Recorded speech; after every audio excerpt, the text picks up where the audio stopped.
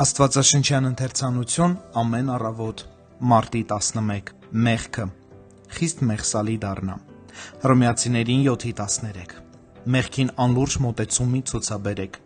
Դարձի գալուց անմիջապես հետո մեր խիղճն այնքան զգայուն է, որ մենք զգուշանում ենք նույնիսկ փոքրագույն մեղսագործությունից Աստծուն նեղացնելու հասկանալի վախը բոլոր նորադարձներին հատուկ ընդհանուր յուրահատկություն է, սակայն շատ շուտով բռնած առաջին պտուղների նուրբ ծաղիկները թափվում են շրջապատող աշխարհի սառը քամու ուժգնությունից։ Մատղաշ բարեպաշտության նոր ընդյուղված ծիլը դառնում է դյուրաբեկ ու ենթարկվող, ինչպես դաշտի խոտը։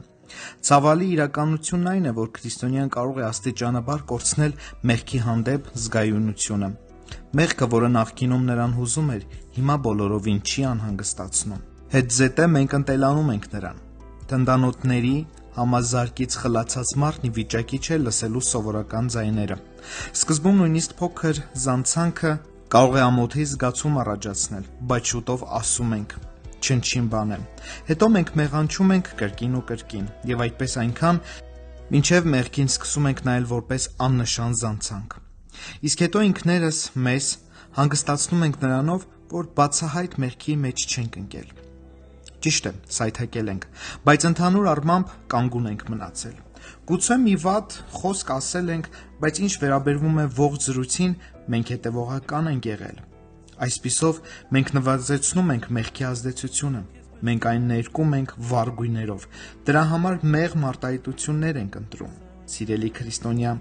մեղքին անլրջորեն մի մոտեցիր, զգուշացիր աստիճանաբար ներքև սահելուց։ Մեղքը բոլորովին մանրուք չէ, այն թույն է, իսկ թույնն անկասկած մահացու է։ Միթե աղվեսի ձագերը չէ որ փչացնում են խաղողի այգին, միթե թույլ հարվածներով չէ որ տապալում են բարձր կաղնիները, միթե կաթիլները չէ որ ծածկում են քարը, այնպես որ մեղքը մանրուք չէ։ Մեղքը փրկչի գլխին շեպսակ է դրել, խոցել է նրա մարմինը, նրան տառապանք ու ցավ է պատճառել։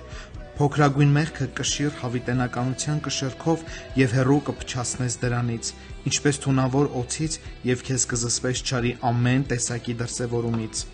Մեղքին նայիր որպես փրկչի խաչելության պատճառի եւ կտեսնես, որ այն խիստ մեղսալի է։ Մեղքից հեռու մնացեք, սիրելիներ։